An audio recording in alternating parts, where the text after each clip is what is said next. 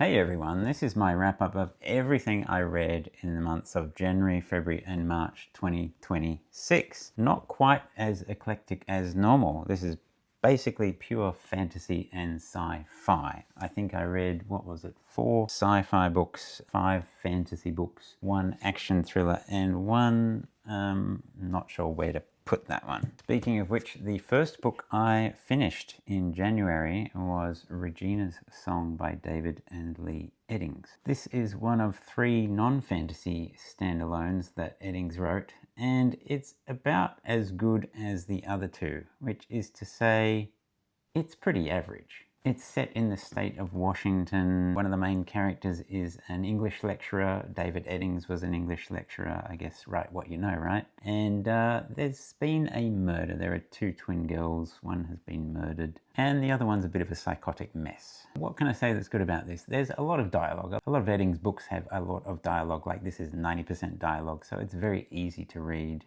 And it's quite funny in parts. Eddings actually has a turn of phrase, a bit like if you're reading a Pratchett Discworld. I think the main negative of this book is there isn't a lot of surprise. It just kind of gets through to the end and it's like, yep, I could see that coming. So yeah, not a great start to the quarter, but there are much better books in this pile. So let's move on to those. Next up, I read Only You Can Save Mankind by Terry Pratchett. This is the first book in the Johnny Maxwell trilogy. It's not really a trilogy like a connected series of books. This is a standalone book, and I believe the other 2 are standalones as well. This was written around 1992 when he was writing, I think, the 10th Discworld novel. So by that time, he had kind of worked out how to write a story with plot. This is set in 1992, the year that it was written. It's a 12-year-old boy in England. It's around the time of the Gulf War. He gets involved with a computer game. It's kind of like, what's that movie? What is that movie? The guy goes into space via a video game. 1980s movie. The Last Starfighter. Yes, it is a little bit like The Last Starfighter in that the main character kind of gets sucked into this Space Invaders type world. Anyway, it deals a lot with the themes of like, can you trust reality? And he has a bunch of friends and it's all very nice and fun, and it's a kid's book. I wouldn't rate it above a Discworld novel, but it is quite good for what it is. Then I read my chonker for the quarter, 11/22/63 by Stephen King. Now this is only the second Stephen King book I've ever read. I have read The Running Man, which was published as a Bachman book, and I really enjoyed that. I haven't read any of his other stuff, so I thought it's about time I should dive into some King, and a lot of people say that this is one of the better ones, and I would agree. For those who don't know, it's about this guy from our time, or whenever this book was written, in the 90s or something. When was it written? 2011. Right. This is basically about a guy going back into time. There's this weird portal and there's all this stuff about how that works, but basically it goes back to about 5 years before the assassination of JFK. And so there's this whole thing about, okay, is he going to go and try to prevent the assassination of JFK? And there's a whole bunch of lead up to that because he's 5 years away from the event. It's pretty cool. It's nice seeing the guy experience the late 50s in America and kind of juxtaposing that with obviously our modern era. And it's nice because it eventually turns into this kind of love story. Obviously, it does kind of get to that point of the assassination of JFK, and it keeps you guessing right up to the end as to like what will happen, whether he will prevent it or not. Yeah, I won't go into any more details. The one thing I would say about this is it is long. I think this would appeal more to Americans than it does to someone not from America, because there is a lot of detail around the assassination and it's like, I'm not that interested in that topic. So it did feel a little bit long at times for me, but King's prose is very readable. It's not simplistic, it's just very competent. He is a good writer, and it did have a good ending. So if you're wanting to try out Stephen King, this is a good recommendation. Next up, I read And Another Thing by Eoin Colfer. This is the 6th book in the Hitchhiker's Guide to the Galaxy trilogy. And of course, the question you're all wondering is, does it hold up? Does it match Douglas Adams in terms of how funny it is, how silly it is, how well plotted it is, or not plotted it is? It's pretty good. There were parts where I thought, yeah, he's actually pulling this off. This is a good imitation of Douglas Adams. In other parts, I felt it was maybe trying a bit too hard. But one nice thing is it does have all the characters. In, I think it was the 4th book, there was like no Zaphod. In this one, you get all the main characters. And I think the plot is worthy of a Hitchhiker's novel. Would I read this again? If I was reading the whole series again? Yeah, I probably would read this again. But I'm not sure I can give it a score above any of the other Hitchhiker's books. Alright, now we get into some proper fantasy. This is Running with the Demon by Terry Brooks. This is book number 1 in the Word and the Void series. Originally, this was a series that Terry Brooks wrote that was kind of this standalone series, unconnected to Shannara, but obviously he then, well, not obviously, but then he went on to connect this as the kind of ultimate prequel of the Shannara series. And I really enjoyed this. What's the setup? This is basically, there's a 14-year-old girl in this kind of tiny town in America, and it's, well, the easiest way to explain this is it's kind of like a Buffy the Vampire Slayer setup. She has these kind of magical powers that mean things. And versus someone like Eddings. Eddings does a lot of dialogue. Terry Brooks does not do as much dialogue. Terry Brooks does a heck of a lot more kind of descriptive writing, and he does it really well. You have a sense of place, you have a sense of what the environment is like, this small town, this big park that kind of is off the back step of this girl's property. It's just enjoyable to read his stuff. There's also this kind of impending doom, like there's this future apocalypse that someone has dreams about, and obviously that is going to happen in the future. Doesn't happen in this book. Oh, spoilers. Well, actually, it's interesting. This book is really a standalone. You could read it as a standalone. There's no like cliffhangers. I mean, you definitely want to know what's going to happen in the future, but you could just read it by itself and enjoy it. But I am looking forward to getting to the next one. Now, the next thing I read was Whitesand by Brandon Sanderson. I had access to Kindle Unlimited just for a brief month or so, and I saw that that was on there. So I thought, okay, I'll give that a read. It's apparently like the first, if you're talking about the chronological timeline of Sanderson's Cosmere, it's like the first earliest thing. It's set on this world that has like a light side and a dark side, basically because the planet moves such that one side is always facing the sun. So that side is always like hot and it's sandy, and there are like different magic systems. There's a magic system involving sand on the sandy side. There's a different magic system on the dark side. You don't really get to see the dark side. So this was apparently going to be a novel at first, but someone approached Sanderson and said, can we do a graphic novel of that? And he was like, yeah, actually this would work as a graphic novel. And I'm not sure how much he was involved in it, because I feel like it was just okay. There was a good main plot. I feel like the main characters, I didn't really care about them, which is the main problem with the story. There was also a change in art style halfway through. It just felt like maybe it didn't get the attention it deserved. So that's Whitesand.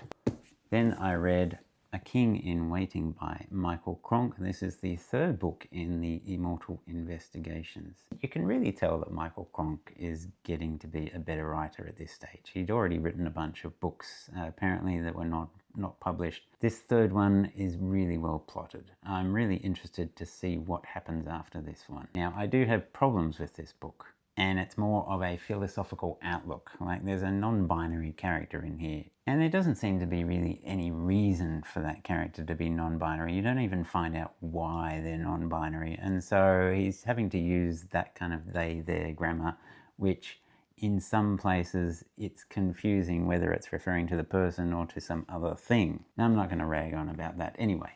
There's that kind of thing. There's quite a lot of swearing. There's sex scenes in here. For some people, this is probably a 4-star, but for me, it's not going to get to that level.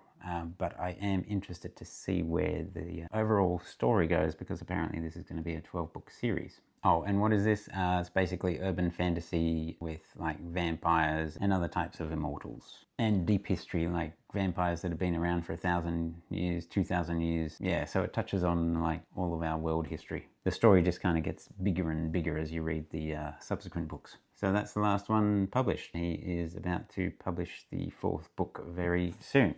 Next up is Pebble in the Sky by Isaac Asimov, and this is part of the Galactic Empire. And this is his first ever novel. I am going to be reading through all of Isaac Asimov's novels and short stories, and this was the first off the rank, and it's a good start. This is basically about a guy from our era, or well, when the book was written, so we're talking 1940s, and he's teleported through time 100,000 years into the future. And so he's in this future time when the whole galaxy is basically populated. 100 million planets have been populated by humanity, and Earth is kind of this backwater, and people don't believe that that's actually where humanity originated, and things go from there. And it's everything you would expect from an Asimov. These big science fiction ideas all crammed into a book that's like 220 pages long. You know, some books do 1,000 pages and don't cram as much in as Asimov crams into one of these guys. Having said that, there's not a lot of action. If you're reading for action, don't read Asimov. Especially towards the end, there was more telling rather than showing. And it's disappointing because when I was first reading this, I was thinking, oh, this is a 5-star book. It was so nice to be getting back into Asimov and reading something that is just so inventive. Still a fantastic book. So after that sci-fi, I decided to read The Summer Tree by Gavriel.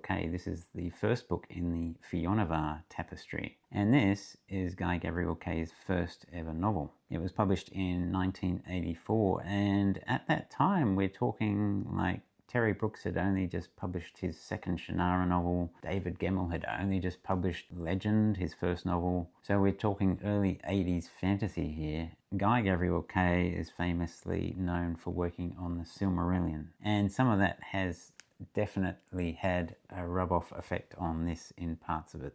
So what is this? It's basically a portal fantasy. A bunch of students from Toronto go to this lecture, and then they meet this mysterious character, and eventually they get teleported into this other world, the world of Fionavar. They're kind of teleported there because this king is having a celebration, and it's this kind of, hey, look, we can bring people from other worlds and show off how cool we are. Anyway, things happen, and those characters get heavily involved in the world. So yeah, Gavriel working on the Silmarillion. If you've ever read the Silmarillion, or even parts of the Lord of the Rings, it's written in this very mythic style in parts, where it's kind of like King blah did blah, and thus did the peoples of blah get freed, or something. I mean, it's not like that everywhere, it's just parts of it. But for the most part, the prose is quite typical and plain. There are some really nice character moments in this book, so that is definitely a positive. You'll see a character do something and you kind of initially think, oh, that's horrible, but then you find out later actually they were doing that for a very good reason, that kind of thing. On the other hand, one of the main downsides is I don't believe the characters from our world are quite believable. They kind of turn up in this other world and it's like, I don't know, it's like they've just gone down to the local supermarket. They're not going, what the heck, we're in this other world. But otherwise, I am keen to move on to the second book. So that book was a little bit heavy, and so the next books I read were very light. The next one was How to Break a Dragon's Heart by Cressida Cowell. This is book number 8 in How to Train Your Dragon. And in this one, the map gets bigger, another part of the map is explored. In this one, there's a love letter and an impossible task, which is going to the island of Berserk and collecting honey. We also get more backstory on Hiccup's ancestors, and this was really well plotted and just as silly as usual. I continued on my reading of all the fighting fantasy. This is Island of the Lizard King by Ian Livingstone, book number 7, and just check out that guy on the cover. We've had castles, we've had dungeons, we've had forests, so let's go to an island and have weird lizard men. This is probably the most linear of all the fighting fantasy books so far. Ian Livingstone books are usually quite linear, but this is even more linear than the other ones. But it does mean that he can spend a bit more time with actual story, which is quite nice. Alas, I did die even after 2 attempts at this, but it was a great fighting fantasy entry. And so, last of all, I read The Six Sacred Stones by Matthew Reilly. And if you're in a reading slump, I suggest you read some Matthew Reilly. I read 100 pages of this yesterday, and I finished it this morning reading another 50 pages. You just fly through Matthew Reilly books. Think Dan Brown mixed with Indiana Jones and Tomb Raider. It's like he's describing a computer game level, really, what's going on with these weird contraptions. It's set in the same time period when this was written, which is basically 2006, 2007. This forms part of a series called the Jack West series. The first one was 7 Ancient Wonders. This one is 6 Sacred Stones. The next one is the 5 Greatest Warriors, and he does 4, 3, 2, and 1. What I didn't know is that this one is really the first half of 2 books. There is a major cliffhanger at the end of this, and obviously the rest of the story will be told in the 5 Greatest Warriors. That's different to the 7 Ancient Wonders, which really was a standalone. And then obviously he decided to continue the series, so he did these 2. I don't know what the 3, 2, and 1 ones will be like. But yeah, these are just total popcorn fun. If you're looking for a break from some heavier stuff, try Matthew Reilly. So let's rank all these. All right, I've got these in orders. There are 2 3 stars, there's 1 3.5 star, and the rest are all 4 stars. So starting off with the 3 stars, Regina's song, just the epitome of average. I think there's a reason there are no reviews of this on YouTube yet. Not the best of Eddings. A King in Waiting gets a 3 star from me. Other people would probably give this 4 stars. It does have a great plot, but there are these other elements that for me just bring it down to 3 stars. Small footnote, I totally forgot about Whitesand. I would probably only just place it above the David Eddings. 3 stars from me. 3.5 stars. And another thing, I think I've lied actually, because I think I gave a 3 star to one of the Hitchhiker's books, and I'm giving this 3.5 stars. I can't give this 4 stars, but yeah, it was pretty good. And the rest are all 4 stars, but they are in some semblance of order. I'm going to start with Only You Can Save Mankind, follow that up with How to Break a Dragon's Heart. Island of the Lizard King, definitely a good fighting fantasy. Then I'm going to go with Stephen King's 11/22/63. I thought this was just too long to give it any higher score than 4, but it was good. I mean, 4 stars is good. And then I'm following that up with The Summer Tree. I'm going to be reading the next book in this trilogy next quarter. Even better than that, I thought Running with the Demon was really good. And just because this is so much fun, 6 Sacred Stones. Matthew Reilly is getting higher marks than Terry Brooks and Guy Gavriel Kay. It's just fun. What can I say? And so my book of the quarter is actually Pebble in the Sky, which is a little bit surprising to me because I was disappointed in that ending. But yeah, it's just so nice to get back into Asimov. So that is my stack of books. Let me know if you've read any of these, what you think about my ranking of them, and I will see you in my next video, which will be my TBR for April, May, and June. I'll see you there.